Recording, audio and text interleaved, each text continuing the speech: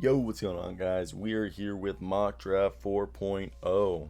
I'm actually a day late. I've released this now fourth week in a row, but the past 3 weeks on Tuesday, kind of sidetracked NBA Finals and all that stuff. So this is the full 2 rounds, and I want to hear your opinions on any players that you think I missed, anybody you think should be drafted higher or lower, that you think your team should draft. Any comments, opinions, discretions, or discussion, put it down below. I usually respond to every single comment. And hit that like and subscribe button to support the channel. So I'm gonna go preview all 60 picks. You guys can pause the video at any time to stop at your team, look at who I chose, and this is really it. There's some surprises. This is a culmination of research, my own scouting reports I put over through the year, and analysts, and just from footage and highlights I've watched of players, and also again from articles I've read and just people I follow. And all these comments right here I have for the second round picks are just because these guys are a little less known for most people, and I put a combination of Zach Harper and Sam Vincini of The Athletic right here. So this is my full mock draft, guys, that I'm going through, and I'll go through the whole thing right now, and we'll talk about it right now. Some I'll probably run through some a little quicker than others. If you've been on my channel, you know it might be the same pick, and if it isn't, it's kind of self-explanatory. Sorry if I'm going too fast. I'm trying to keep it at a moderate pace, because I know some people are just probably looking at this. But let's get into it. And I know the first pick is obviously Cade Cunningham. Cade Cunningham, the only way he doesn't go number one is if the Rockets trade up to draft Jalen Green. And I'm not even thinking Jalen Green. Sorry, he's still going number one. Rockets will go trade up to draft Cade Cunningham, and Jalen Green would go to the Pistons. Jalen Green is going number two, because from what I've heard is that the Pistons like Jalen Green more than Cunningham, but they're we can get Green at 2. And the Rockets really like Green, but they love Cunningham, so that could potentially be something that goes into the works.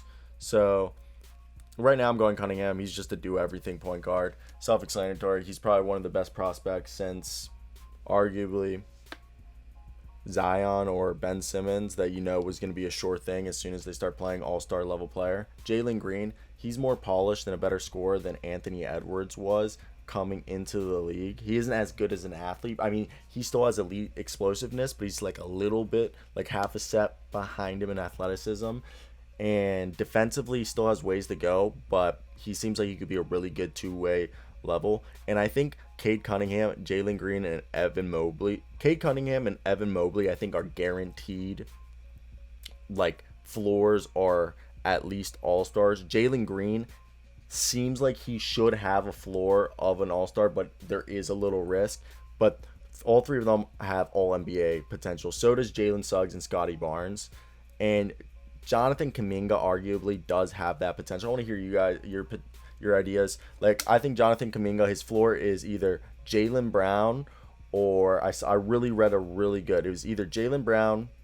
He's either Jaylen Brown or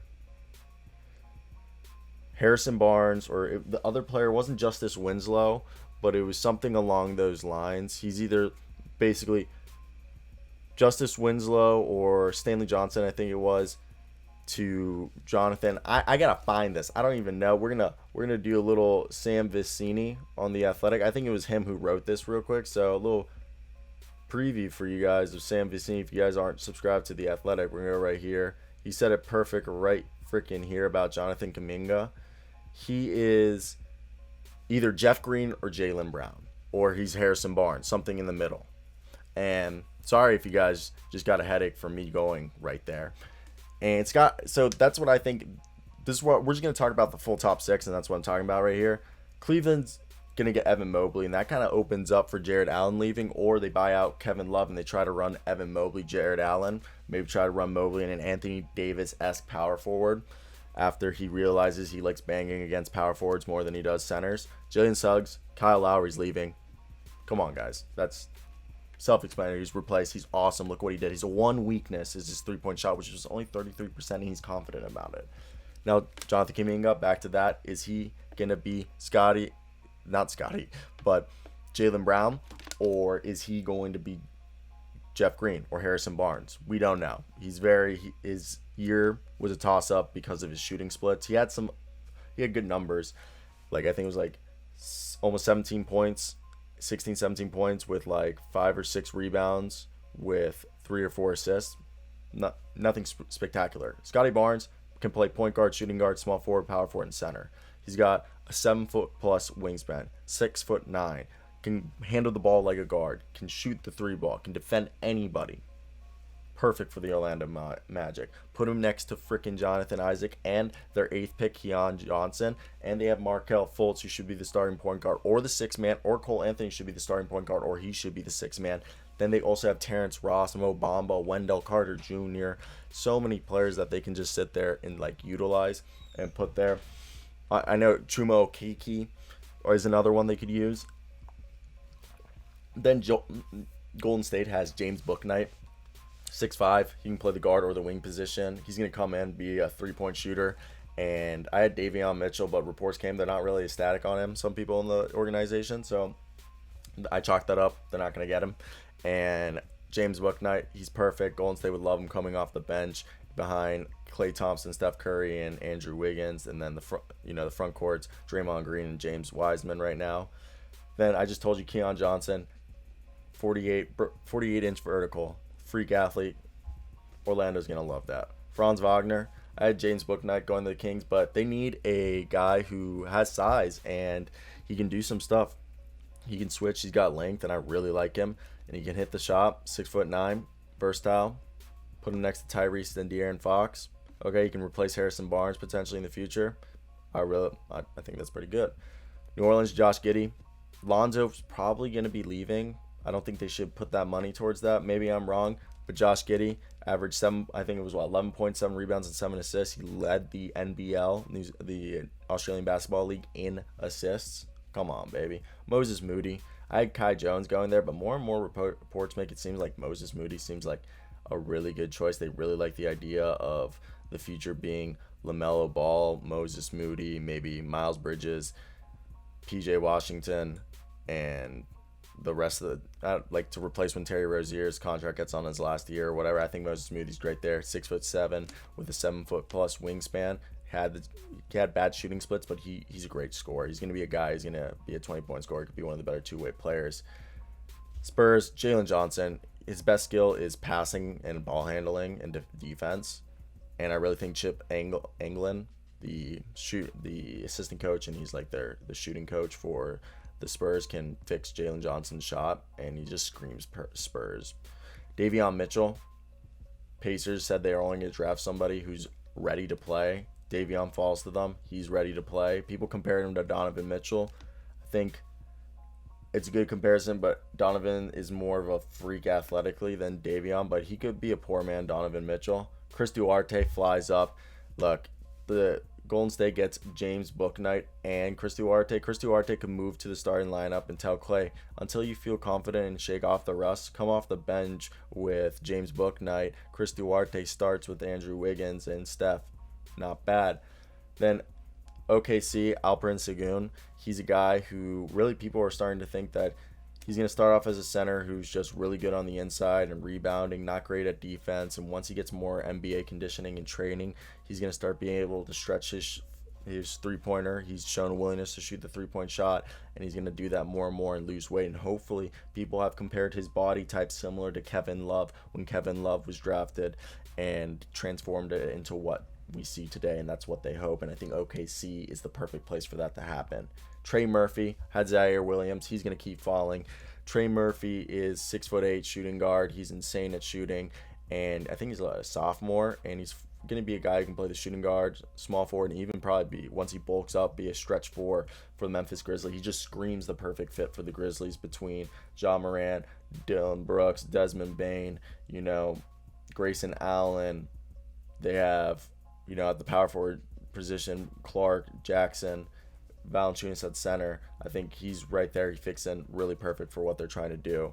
Then OKC gets another center. They really don't have any centers on the roster. Isaiah Jackson, the more defensive, athletic freak, and they kind of complement. He can still do stuff offensively, but he's going to be more the defensive guy and high energy, blocking shots, getting some rebounds, while Segun's going to be all about rebounding.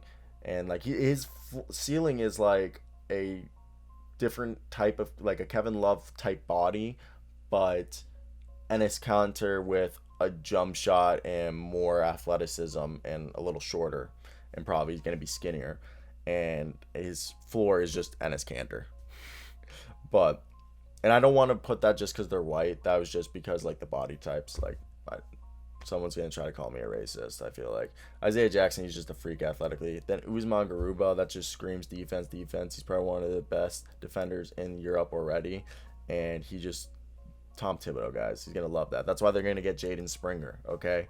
And they could still get, like, not Nemus, but like another guy in the second round. But I really think these two just shore up two things. Like, Taj Gibson's a free agent. Usman can replace his productivity this year, and he played for Real Madrid this past season. Kai Jones has slipped, and you know what, baby?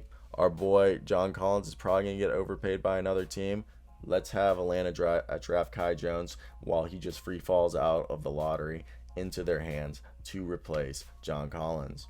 Then Jaden Springer, he plays that bully ball sort of Dylan Brooks style, but a better defender, and he has the potential to be a better scorer. He had a great year. Big boy, 5-star recruit. I really like him. Ayo Dosunmu, then he's someone who's a player ready. He's a good defender, has athleticism, poise, length, good on-ball defender. Not the greatest shooter, 34% on like 300 attempts through his career. And this past year, he was like 37 on under 100 attempts. So it's improving, but it's not ready. Trey Mann and JT Thor, 6'10", had an all-right year, but he's the Alaskan kid, is a 30% three-point shooter this past year, but his frame makes it that no one can block his shot. So he really could be sort of like Stick Smith, who we saw last year drafted by the Suns, stretch 4, small ball 5. Really like the idea there. Trey Mann, 6'5", had almost 19 points a game, shooting almost 40% from 3. Perfect for the Rockets. JT Thor, Jalen Green, Trey Mann. Tell me that isn't great. JT Thor and Christian Wood in your front court. Then your back court is Jalen Green and KPJ. And then, right now you have Kenyon Martin, but like at the small forward, but like that could be just like fixed later. Kessler Edwards, 3-year. Every year he got better at Pepperdine shooting, and Pepperdine is where they filmed Zoe 101. If you did not know that, PCA Academy. Booyah, Pepperdine. So if you're a Zoe 101 fan, Kessler Edwards, you should be a fan of his. Edwards. And he's a great shooter. He's got length. He can play shooting guard, small forward, power forward. Trey Murphy's a better version of Kessler Edwards and a younger version. While they're similar players that they can play multiple positions because of their length and size. They're like 6'8", 6'9", 210. Good players. Joshua Primo, 18 years old. Yes, the Nuggets have so much depth at the guard position. That's why they're going to draft him, because in a year or two, once their coaching staff coaches this guy up, he's going to be only 20 years old, still 2 years left, and he'll be an effective player. 6'6", he's a swingman. He can play the guard position and the small forward position. I don't know about the power forward position, but he's got length, 18 years old. His numbers were pedestrian, but still, he got some stuff. Zaire Williams, he's just going to fall, and this is the Nets where low risk, high reward potential. Had a tough year at Stanford. Just living out hotels and doing all that stuff. Had some good games, but I think people are just worried around about him. Sixers, look, they're going to lose Dwight Howard. Neemias Queta led the NCAA with 97 blocks, 3.3 blocks per game, 97 total. And he literally can come in and match, I believe personally, the exact production they got from Dwight Howard this year and improve on it on a year-to-year basis. Sharife Cooper, Cameron Payne have a similar frame like Sharife Cooper. I don't know what his arms were, but they're both 6'1". Sharife Cooper might not have the best arms, but they have a similar play style, except that Cameron Payne has way longer arms. And I think Sharife Cooper, if they keep Cameron Payne for a year, Sharife Cooper could develop and then in the following year replace them, or just split with Javon Carter, the backup duty behind Chris Paul.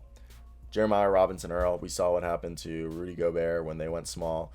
And if you combine the performances of the Morris twins and PJ Tucker and Blake Griffin, the guys who are stretch fours but are strong enough to play in the post offensively and defensively, they're perfect. Jeremiah Robinson-Earl's that guy. He was fit the Jazz. Quentin Grimes, he was the best. He literally was the best player at the combine in the scrimmages. He dominated. He went to KU. Shout out Rock Chalk. I'm literally in Lawrence, like 5 minutes away from Allen Fieldhouse.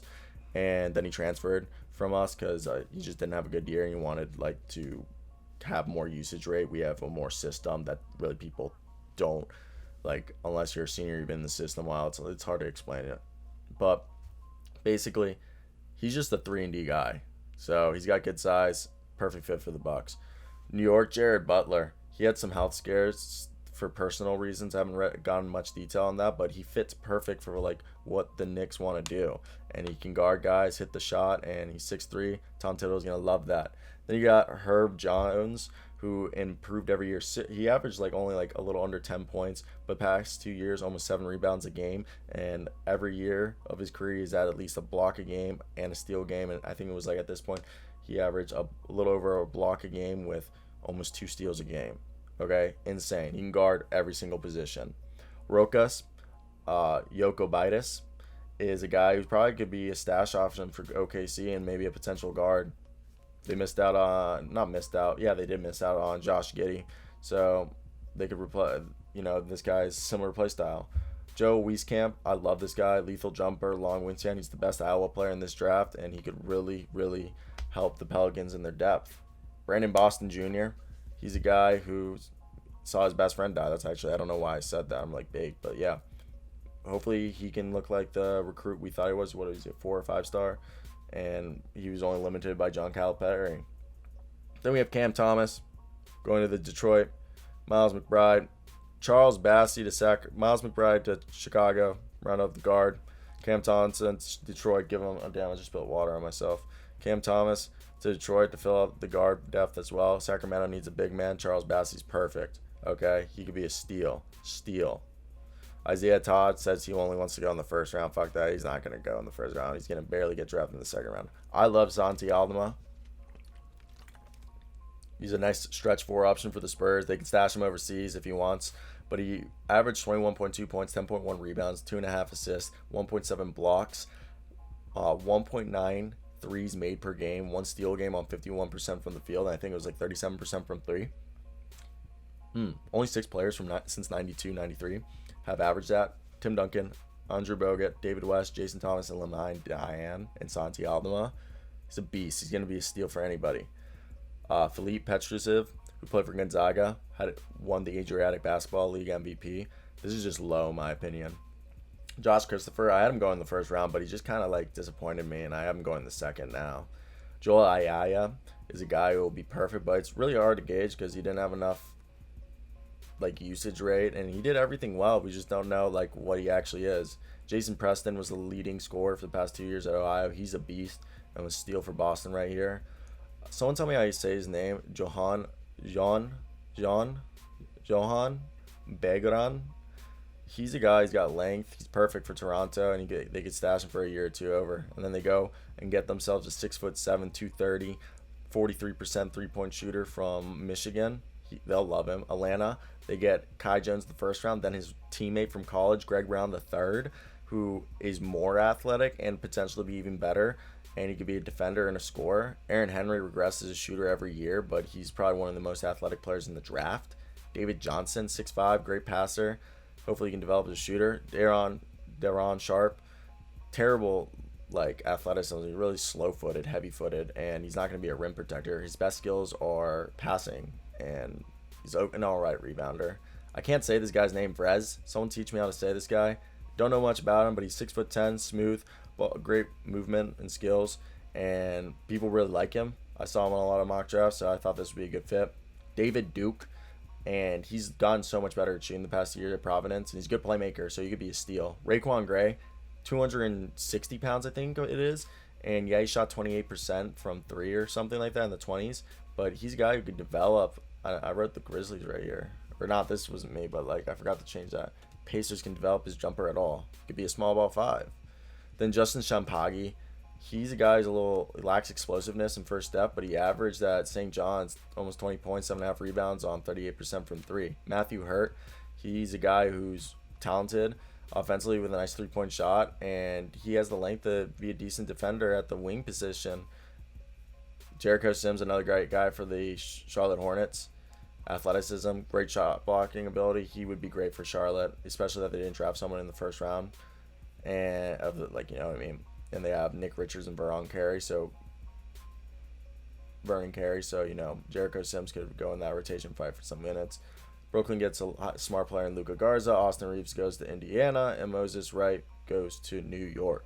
So that is my mock draft, guys. Let me see or hear what you guys think. But yeah, peace out.